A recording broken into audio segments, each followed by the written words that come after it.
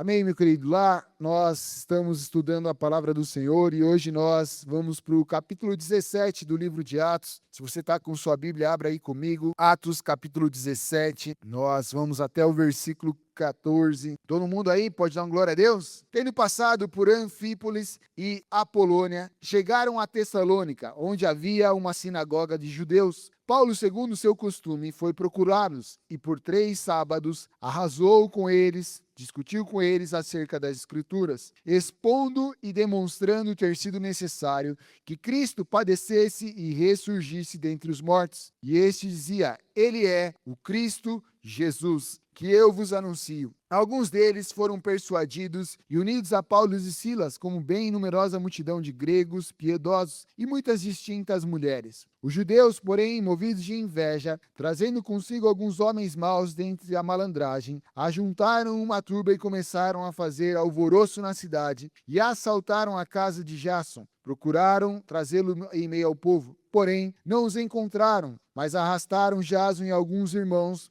perante as autoridades, clamando: Estes que têm transtornado o mundo chegaram também aqui, os quais Jason hospedou. Todos esses procederam contra os decretos de César, afirmando ser Jesus outro rei. Tanto a multidão como as autoridades ficaram agitadas ao ouvirem essas palavras. Contudo, soltaram Jason e os mais. Porém, ao terem recebido a fiança, por causa da fiança, logo, durante a noite, os irmãos enviaram Paulo e Silas para Bereia, e ali, chegados, dirigiram-se à sinagoga dos judeus. Ora, esses de Bereia eram mais nobres que os de Tessalônica, pois receberam a palavra com toda a avidez, aí examinando as Escrituras todos os dias, para ver se as coisas eram de fato assim. Como isso, muitos deles creram, mulheres gregas da alta posição, e não poucos homens. Mas, logo que os judeus de Tessalônica souberam que a palavra de Deus era anunciada por Paulo, também em Bereia, foram lá excitar e perturbar o povo. Então, os irmãos promoveram grande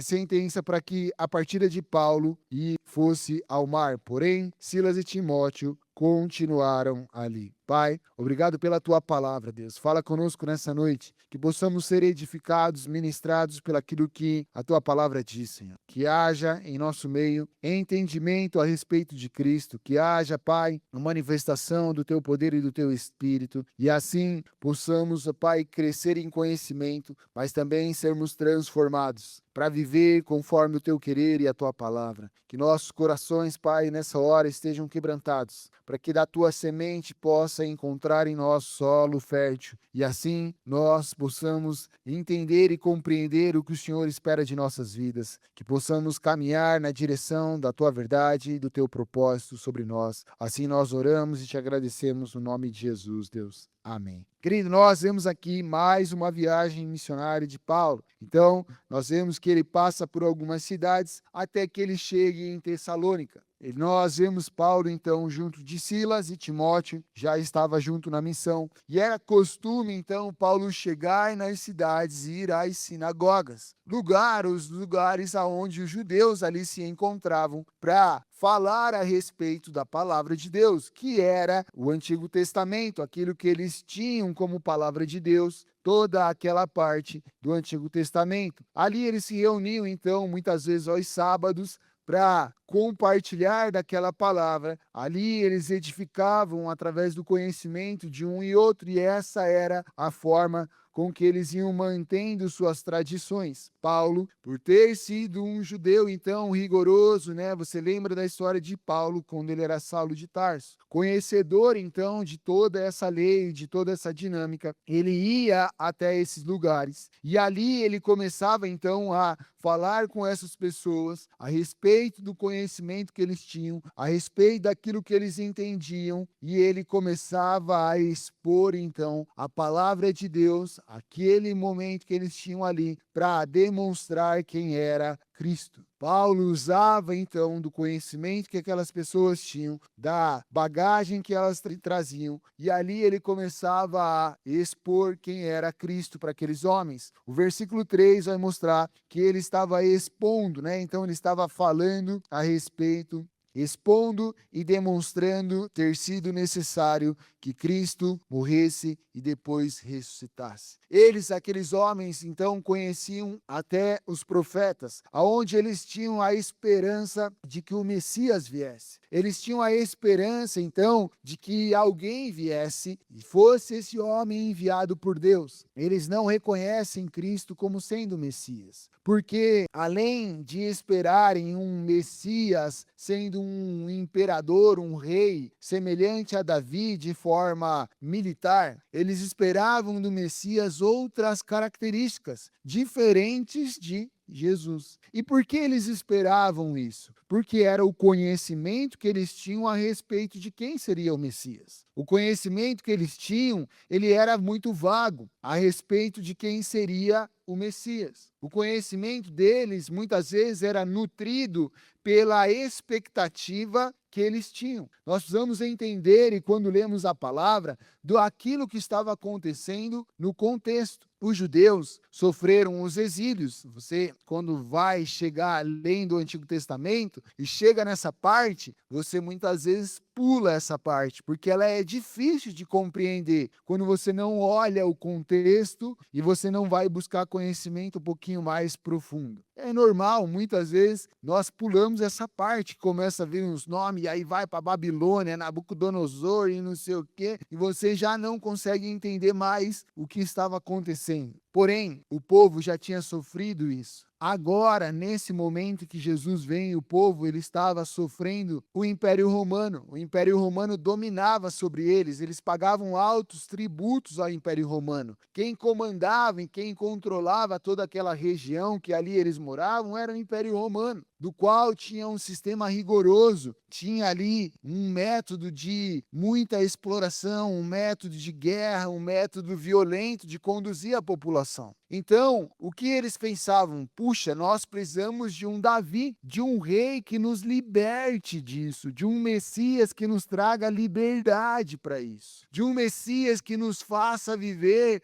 tudo aquilo que foi prometido lá em Abraão, lá em Moisés, de que seríamos uma nação, a nação escolhida de Deus, a nação que vai viver tudo aquilo que Deus tem, porque nós somos o povo escolhido deles. Esse era o pensamento deles, e esse era o pensamento que era passado. Então eles esperavam um Messias que fosse vencedor, um Messias que viesse ali, acabasse com esse Império Romano, do qual eles pudessem ser a grande nação daquele tempo. Um Messias que iria trazer para eles refrigério em relação ao que eles sofriam no contexto cultural, no contexto econômico. Porém, a palavra de Deus nunca falou de um Messias que viria dessa forma. Todas as palavras proféticas a respeito de Jesus não traziam com ele um reinado terreno, mas sim fala de um reino espiritual, de um reino celestial, de algo muito maior do que a esfera terrena. Quem está aqui está me compreendendo, pode dar uma glória a Deus. E esse, meu querido, é um problema do qual as pessoas fazem de Deus aquilo que elas esperam e conhecem de Deus. Não é muito diferente dos dias de hoje. Lembra que eu falei que muitos têm sido ensinados e conhecem Deus pelas canções que ouvem. E há inúmeras formas de estudar a palavra de Deus. Teologia é o estudo da palavra de Deus. E há muitas correntes teológicas. Há muita informação vindo de estudos da palavra de Deus. E nem muitos estudos coerentes com a palavra de Deus, aonde há então uma interpretação bíblica, uma exposição da palavra, há o entendimento da cultura, daquilo que estava passando por trás da palavra, quem escreveu a palavra, para quem escreveu, em que momento aquilo foi escrito. Tudo isso é importante quando você vai estudar a palavra de Deus. Porém, nós vivemos num tempo em que há teologias aonde você escolhe versículos e faz daquele versículo a sua teoria. Da onde você escolhe um versículo e por uma experiência pessoal ou por ouvir alguém falar algo, você faz daquilo uma verdade. Ah, mas eu estou falando de um conceito bíblico. Eu estou usando um versículo da Bíblia para falar. Ok, meu querido, cuidado. Porque às vezes é da Bíblia, mas não é bíblico. Agora eu não entendi nada. Querido, se eu quiser, eu posso vir aqui e fundamentar biblicamente um culto inteiro para que você traga um animal. Na semana que vem a gente faça um sacrifício aqui no culto. Eu posso achar inúmeros versículos bíblicos que falam sobre a oferta de animais e te convencer de que isso é legal para se fazer, porque eu estou usando a Bíblia. Mas isso era contexto velho, antiga aliança, e não nos dias de hoje. Há muitas teologias hoje usando versículos bíblicos, dos quais o contexto daquilo que foi dito não tem nada a ver com o que está sendo dito, com o que está sendo ensinado. Então nós precisamos de uma exposição da palavra de Deus. E é isso que nós temos feito domingo a domingo, porque nós estamos pegando do livro de Atos, do capítulo 1, e estamos aqui, meu querido, no 17 hoje, expondo a palavra do Senhor para você, bíblica, da qual você vê contexto, você vê aquilo que estava acontecendo, porque eu tenho trazido o cenário para que você compreenda o que está sendo dito. Meu papel como um pregador aqui é expor a palavra de Deus. E é isso que Paulo fazia. Ele chegava e mostrava a exposição da palavra de Deus. Ele mostrava o que estava ali por trás. E ele chegava nesse lugar e ele entendia que os judeus não compreendiam Cristo, fruto daquilo que eles ouviam da palavra de Deus. Esperando um rei, esperando alguém que vencesse batalhas, alguém que libertasse o povo. Sendo que a libertação que Cristo veio trazer sobre nós era em relação ao pecado e não a um governo terreno. Infelizmente, meu querido, hoje pessoas cultuam um Deus que não existe. Cultuam um Deus que tem a obrigação de responder aquilo que ela quer. Cultuam um Deus que tem a obrigação de trazer coisas para ela, da qual a palavra de Deus nunca disse que Deus tinha obrigação com nada comigo, com você. Porque nós vemos muitos crentes frustrados, porque não conheceram Deus verdadeiramente, mas conheceram um falso Deus, sendo pregado numa igreja que diz que ama a Deus, sendo pregada por alguém que diz é um pregador da parte do Senhor, mas que talvez falta conhecimento, porque talvez falta expor a palavra da forma correta, porque talvez está movido por outras intenções, e assim nós vamos vendo que a igreja tem vivido nos anos. Nosso papel, meu querido, é expor a palavra. Versículo 3 vai dizer, e expondo e demonstrando. Paulo estava dizendo que era necessário que Cristo fosse morto. Paulo estava dizendo que era necessário, então, que Cristo sofresse na cruz e depois ressuscitasse. Paulo estava explicando para eles, Paulo estava demonstrando através de fatos, Paulo estava colocando ali de lado, ele estava trazendo argumentos para confirmar a palavra do Senhor, ensinando aqueles homens, do qual eles ali então viriam a entender que Cristo necessitava sofrer. Só que os judeus, meu querido, eles não conseguiam ter essa perspectiva do Jesus sofredor, do Messias que sofreria, porque ele iria resolver o sofrimento deles. Como então Jesus poderia ser o Messias se ele sofreu? Ele tinha que nos livrar do sofrimento. Mas Jesus não veio livrar de um sofrimento terreno, mas sim do peso da condenação do pecado, do peso da condenação da morte eterna. E isso não era compreensível para eles, porque o que eles entendiam era um outro Messias. E é por isso que Paulo então expõe a palavra, é por isso que Paulo vem trazendo ensinamento. E aí Paulo vai falar do livro de Salmos, Paulo vai falar sobre Isaías 53, aonde fala lá do sofrimento de Jesus, do Messias. Então Paulo estava mostrando e trazendo argumentos para aqueles homens, para que ali eles pudessem compreender quem de fato era o Messias. E é por isso que nós vemos a confirmação no versículo 3, no versículo 4, aonde alguns ali foram então entendendo quem seria esse Cristo e começaram a seguir Paulo e Silas. Meu querido, se a igreja acabasse, se você não viesse mais a esse lugar, você tem compreensão da palavra do Senhor? Meu papel aqui, meu querido, como um pastor, um pregador da palavra, é que você compreenda a palavra. Eu não estou aqui para fazer gracinha, para que você ache o pastor legal. Eu não estou aqui para trazer frases de efeitos morais para você, frases motivadoras para você. Eu não estou aqui para saciar o seu ego, a sua alma, a sua vontade. Eu estou aqui para expor a palavra do Senhor. porque é isso que nós vemos os discípulos fazendo. E assim como muitos entendiam da palavra, muitos se revoltavam contra a palavra.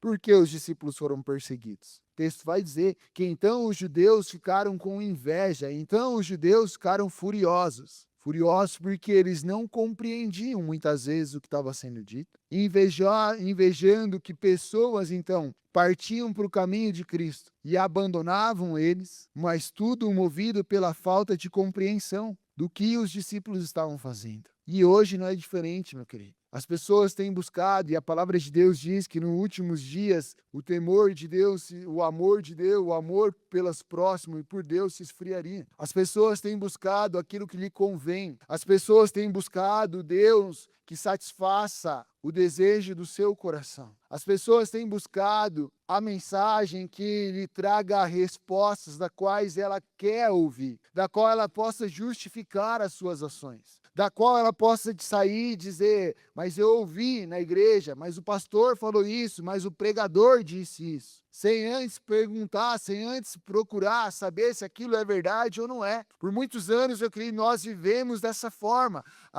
Indo lá e ouvindo o que era dito sendo uma verdade. Quando na verdade, meu querido, nós vamos buscar compreender o que está sendo dito. E ir na palavra, ir enriquecer aquilo que está sendo dito. Se eu falar uma besteira, você tem que saber que eu estou falando uma grande bobagem. Você tem que ir conferir, meu querido, e vir me confrontar depois. Falar, ei, pastor, você viajou naquilo que você disse, não tem nada a ver, olha o que a Bíblia está dizendo. Acho que você se equivocou nesse ponto. Isso, meu querido, é que traz amadurecimento, é isso que vai nos fazer conhecer a Cristo. Mas nós terceirizamos aquilo que é nossa responsabilidade, deixando que alguém traga, deixando que alguém fale, deixando que alguém me mostre, que alguém me ensine, sem eu ir buscar o conhecimento, sem eu ir fortalecer aquilo que eu estou ouvindo, sem eu ir conferir aquilo que eu estou ouvindo. E é por isso que a gente vê inúmeros absurdos no meio que se diz de Cristo, quando na verdade não tem nada de Cristo.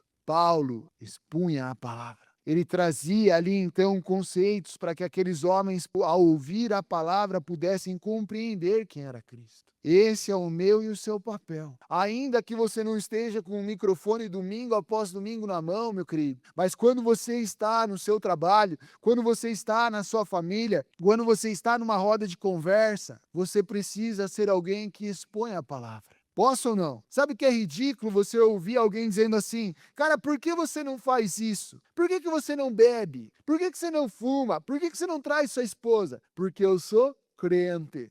Pelo amor de Deus, meu querido. Pensa em alguém que não tem noção da vida ao falar isso. Você tem que saber o porquê você faz ou deixa de fazer as coisas. Você precisa compreender. Agora, não dizer que é o pastor, a igreja não te deixa, a religião. Não, meu querido. Você precisa entender e explicar. Tá aí uma oportunidade de você falar de Jesus para a pessoa. Mas você prefere terceirizar e dizer que você não faz porque alguém te proibiu. Porque você ouviu que não podia, que alguém disse que você não podia. Meu querido, você pode fazer o que você quiser. Se você me perguntar, pastor, eu posso fazer isso? Você faz o que você quiser, meu querido. Eu não estou aqui para dizer o que você faz ou deixa de fazer. Quem vai te dizer isso é a palavra de Deus, é o Espírito que habita em você, que vai te mostrar o caminho que você deve seguir ou não. Mas as pessoas estão procurando alguém que lhe dê respostas. As pessoas estão procurando alguém que lhe diga o que tem que ser feito. Porque se der errado, culpa do pastor que disse que eu não podia. Se der certo, ninguém precisa saber. Mérito meu. Paulo não chegava dizendo, vocês têm que fazer isso, vocês têm que fazer aquilo, não. Paulo expunha a palavra de Deus. Paulo falava da palavra de Deus e, consequentemente, o Espírito agia na vida daquelas pessoas, as quais compreendiam e seguiam, as quais não compreendiam e se revoltavam. Eu e você, meu querido, precisamos expor a palavra de Deus. O que as pessoas lá fora estão precisando é da exposição da palavra de Deus, da prática da palavra de Deus em nossas vidas. Paulo não só expunha, mas como ele vivia daquilo que ele pregava. E é isso que eu e você, como testemunhas de Cristo, precisamos fazer. Hoje, meu querido, tem igreja que o pastor tem um ponto aqui, ó, na orelhinha, que ele fica ouvindo o que ele tem que falar. Alguém fica comandando ele, dizendo, vá para a direita, vá para a esquerda, tenha mais presença de palco, sobe o volume, baixa o volume. A galera tá meio dormindo, faz uma piada, faz uma gracinha.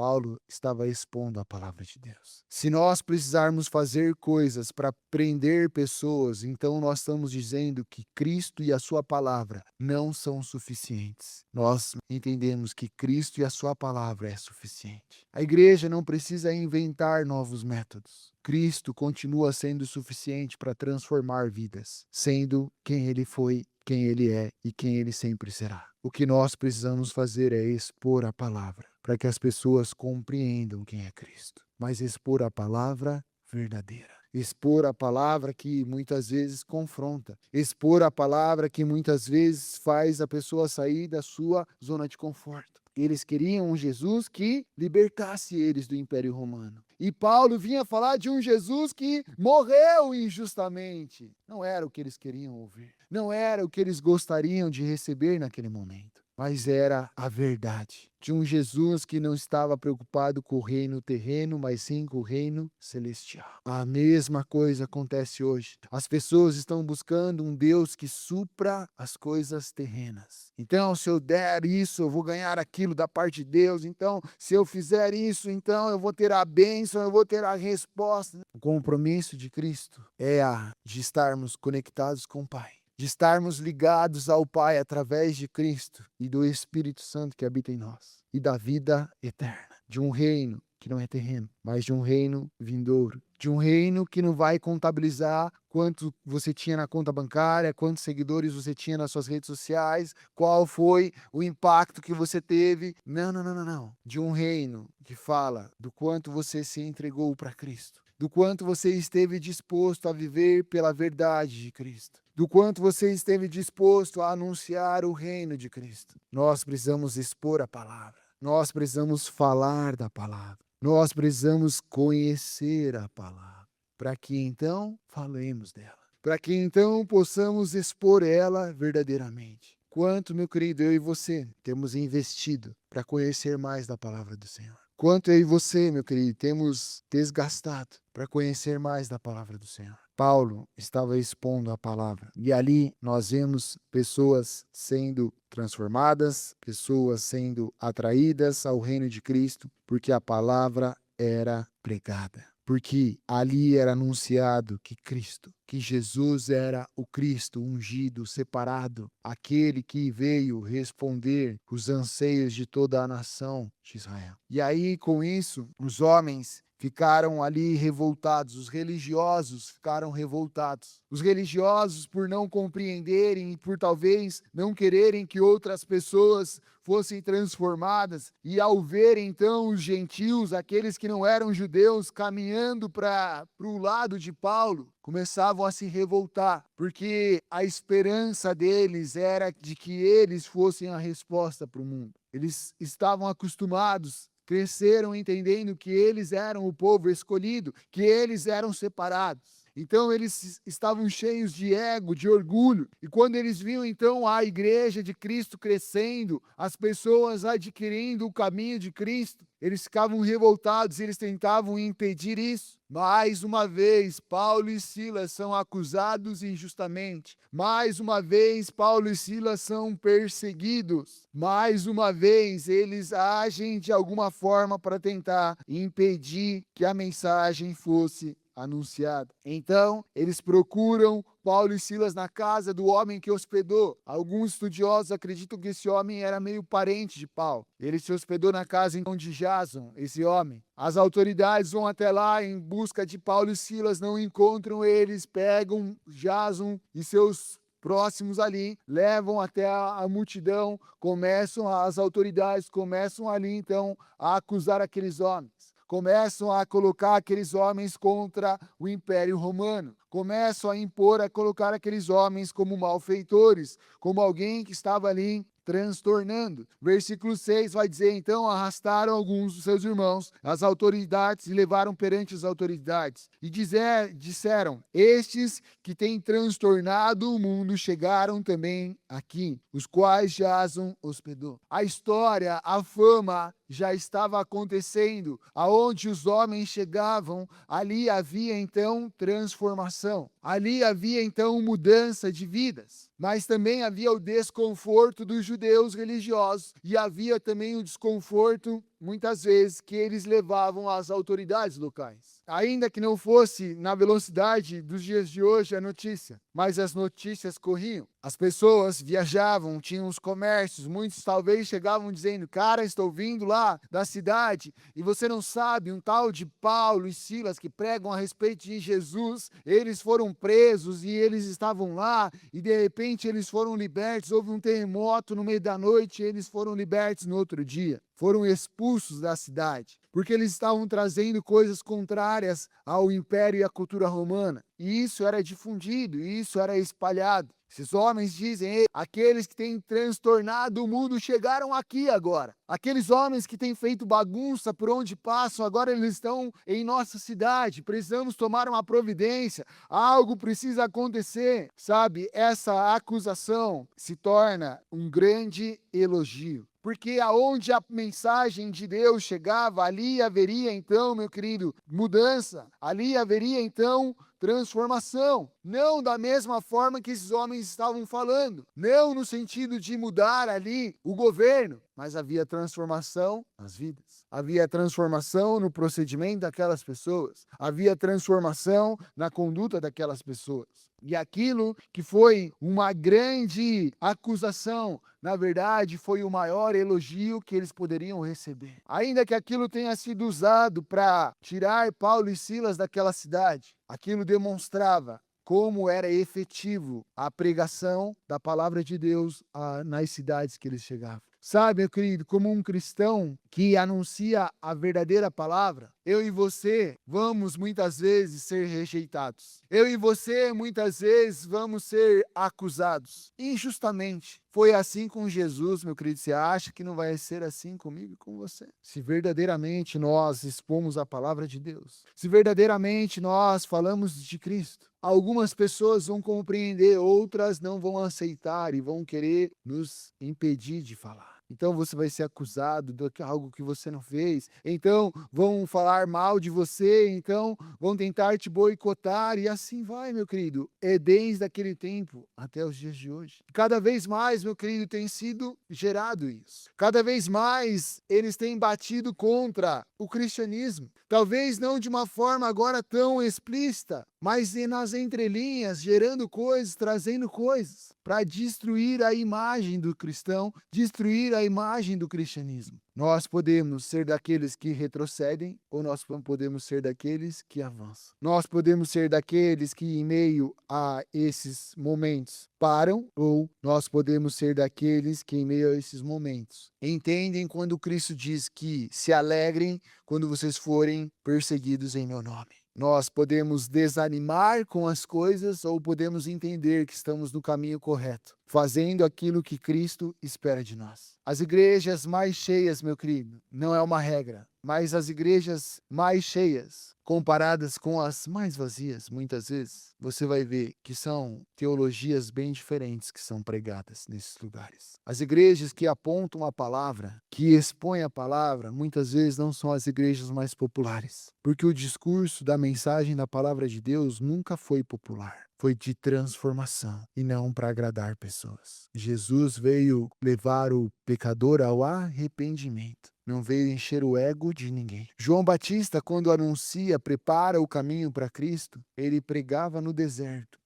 Sua pregação era: convertei-vos, raça de víboras. Como grande triunfo de sua vida, teve sua cabeça colocada numa bandeja, servido num banquete do rei. Não era popular. Não era algo que chamava a atenção das pessoas. Ser um cristão nos dias de hoje e daqui para frente será algo cada vez mais ridículo. Será cada vez algo mais sem sentido algum. E nessas muitos vão desistir, muitos vão parar. Nessas muitos vão realmente mostrar o que havia em seus corações. E a pergunta que fica para nós: quem nós faremos? Quem nós seremos nessa história? O que nós faremos? Seremos aqueles que continuam e avançam? Ou seremos aqueles que vão dizer: puxa, não é bem assim. Isso está indo longe demais. Sabe, esses homens permaneceram. Então, eles ali sofrem e saem daquela cidade. Eles vão até uma outra cidade, Bereia, e ali eles continuam a anunciar a palavra de Deus. Eles permanecem no propósito do qual Deus designou suas vidas. Continuam então a expor que Jesus era o Messias, que Jesus então foi crucificado. Mais uma vez, as pessoas questionam, os judeus questionam a respeito de Jesus. Sabe qual era um outro conceito que não fazia sentido para os judeus entender que Jesus era o Messias? Jesus morreu numa cruz, amém? Todo o que era pendurado numa cruz era maldito. Para o judeu, alguém que fosse condenado numa cruz era considerado maldito. Como então o Messias, o Filho de Deus, o nosso Senhor, o nosso Salvador, a cabeça de um judeu, morreu numa cruz sendo maldito? Como ele pôde ser o Messias que nós esperamos se ele morreu numa cruz, ao lado de dois ladrões malditos, sendo alguém que era deplorável? Paulo esforça a sua mensagem em cima desse ponto também. Além do sofrimento, esse era um outro ponto que para eles não era aceitável, entender que Jesus fosse o Messias. Paulo mais uma vez fala de Isaías 53. Fica a lição de casa, leia Isaías 53. Quando nós falamos sobre a salvação na escola de ministros, e é por isso que você precisa compreender alguns termos e o que a salvação significa. Jesus leva sobre a cruz toda a maldição de nós, homens pecadores. Então ele faz uma troca comigo e contigo. A maldição do pecado de nossas vidas é levada a Jesus. Ele se faz maldito em meu e em seu lugar. Aqui vem então uma troca. Jesus se faz pecador no meu e no seu lugar. A maldição vai sobre ele. E é por isso então que ele teve que morrer no madeiro. Naquele momento ser maldito pelos nossos pecados e transgressões. Paulo usava isso como conhecimento para poder, então, trazer e solucionar essas dúvidas que vinham sobre aquelas pessoas. Só que o texto vai dizer que nessa sociedade em Bereia, ali, eles, além de ouvir o que Paulo estava dizendo, aqueles homens todos os dias procuravam na palavra. Todos os dias eles estavam atentos para ver se de fato aquilo que Paulo pregava era verdadeiro. E versículo 11. Ora, esses de Bereia eram mais nobres que os de Tessalônica, pois receberam a palavra com toda avidez, examinando as escrituras todos os dias para ver se as coisas eram de fato assim. O povo de Bereia, ao contrário de Tessalônica, não só ouviu, mas ele foi até a palavra para dizer: ei, vamos ver se esse cara está falando a verdade. Vamos ver se Paulo de fato está contando história para nós ou ele está falando do que realmente as escrituras dizem. O povo de Bereia foi atrás da informação na fonte correta. Foi o povo que ali então entendeu que não era simplesmente ouvir, mas também era buscar. Querido, quando eu e você conhecemos Cristo simplesmente pelo que os outros dizem, nós conhecemos um Cristo muito superficial. Quando eu e você conhecemos Cristo da mensagem de domingo, quando eu e você conhecemos Cristo do que alguém disse a respeito de Cristo, é muito superficial.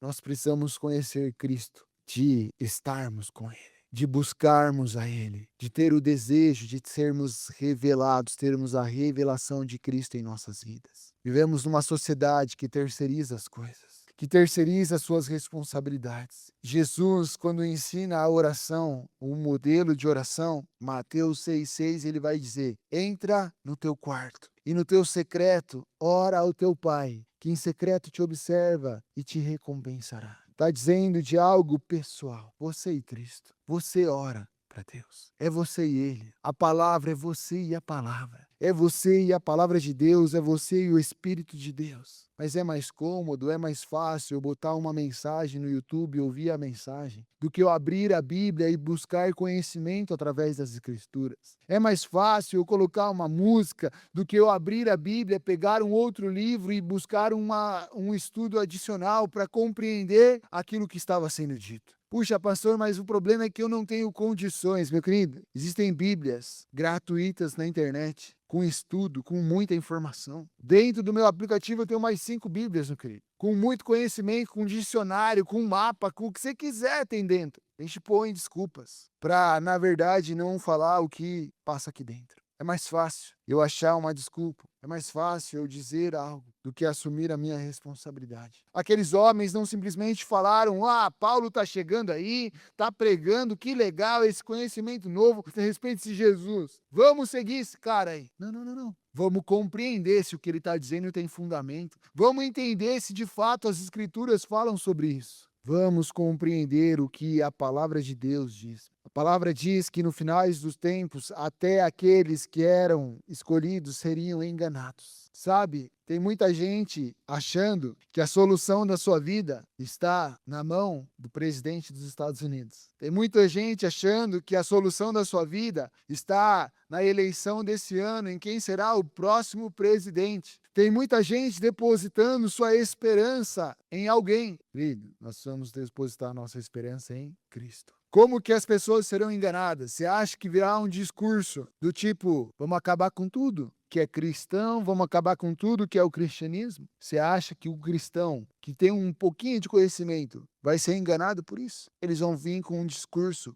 parecido, com algo que parece Cristo, mas não é Cristo. Com algo que até lembra, mas que não é Cristo. E ali muitos serão enganados. Tem cristão sendo enganado com ET já, meu querido.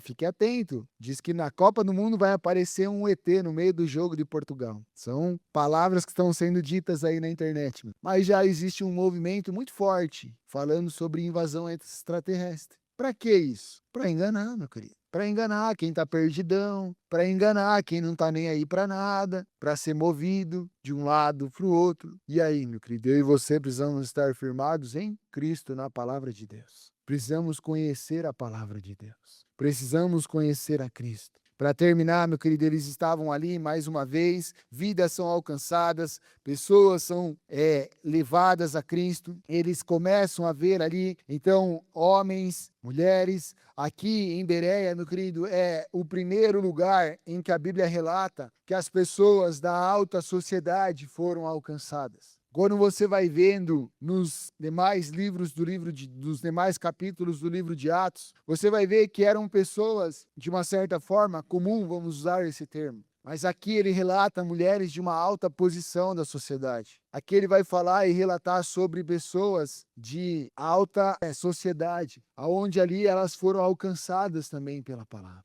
E isso fala, meu querido, que muitas vezes a mensagem ela era anunciada para aqueles que estavam dispostos a ouvir. Essas pessoas envolvidas na alta sociedade, elas não tinham interesse, porque elas viviam do seu orgulho, da sua vaidade. Porque elas viviam em meio aos governos, muitas vezes, aquilo que satisfazia aparentemente seu coração. Então a mensagem, ela era muitas vezes anunciada para as pessoas mais simples. E as pessoas ali iam sendo transformadas, porque elas estavam buscando uma mensagem de esperança. Elas precisavam de algo. Então nós vemos aqui esse momento, a mensagem chegando a todos, e a palavra de Deus é para todos. Todos nós precisamos de Cristo, independente da posição, independente do cenário, do lugar que estamos. A grande questão é como nós estamos abrindo nosso coração para a palavra de Deus. Como nós estamos vivendo diante de nossas vidas. Aonde está nosso desejo, aonde está a nossa perspectiva, aonde está a nossa esperança. Eles, meu querido, foram ali, pessoas foram alcançadas. Os judeus de Tessalônica ouvem o que está acontecendo em Bereia. Dava mais ou menos, pelos historiadores ali, 50, 40, 60 quilômetros de distância uma cidade da outra. Para nós hoje é perto, mas naqueles dias sem muito transporte ainda era um pouco longe. Mas isso não impediu que a notícia chegasse a Tessalônica. E aí aqueles homens vêm até Bereia para dizer: ei, vamos acabar com isso mais uma vez. Esses caras estão aqui anunciando algo do qual nós não podemos viver. Eles falavam que, tanto em Tessalônica quanto aqueles vão usar o mesmo argumento. Esses homens estão falando que Jesus é um rei. Esse rei é superior a César. A forma de manipular eles era investir contra o Império Romano, para que o Império Romano então falasse: puxa, esses caras estão vindo pregar uma outra coisa, estão vindo falar de um outro reino, então nós não aceitamos isso. E aqui eles começam a